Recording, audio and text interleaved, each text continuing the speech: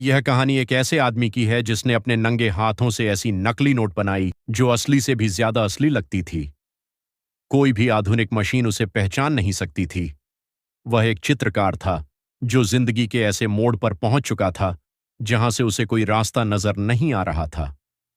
तभी अचानक उसके दिमाग में एक खतरनाक लेकिन अनोखा विचार आया। उसने 500 रूबल के नोट को लगातार 3 दिन और 3 रात तक ध्यान से देखा।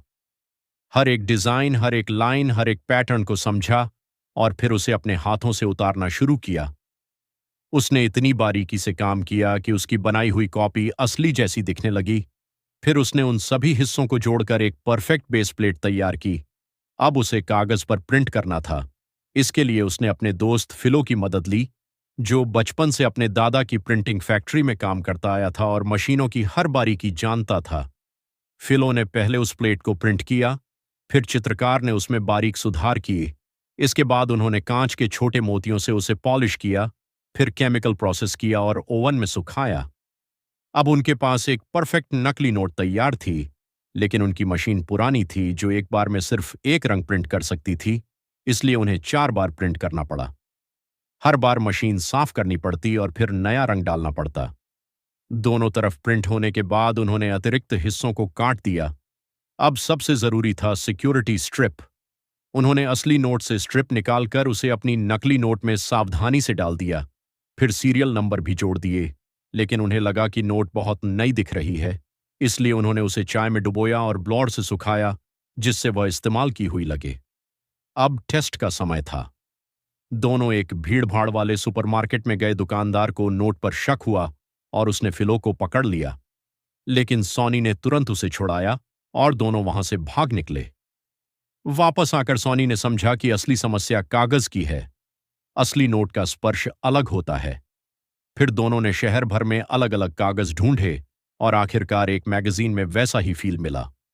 हालांकि वह थोड़ा मोटा था, इसलिए उन्होंने 2 परत बनाकर उसे सही मोटाई दी। दोनों तरफ प्रिंट किया, बीच में सिक्योरिटी स्ट्रिप रखी और दोनों परतों को चिपका दिया। इस तरह एक नई 3 डायमेंशनल नकली नोट तैयार हुई। फिलो ने खास इंक का इस्तेमाल किया, जिससे नोट का रंग बदलने लगा और वह और भी असली जैसी लगने लगी। अब दोनों को अपने काम पर पूरा भरोसा था। वे फिर उसी सुपरमार्केट में गए। इस बार दुकानदार ने बिना शक किए नोट स्वीकार कर ली। इससे उनका आत्मविश्वास बढ़ गया। फिर उन्होंने एक खरीदार ढूंढा जिसने पहले उन पर शक किया, लेकिन उनकी नकली नोट पहचान नहीं पाया और बड़ी डील दे दी। अब असली समस्या शुरू हुई।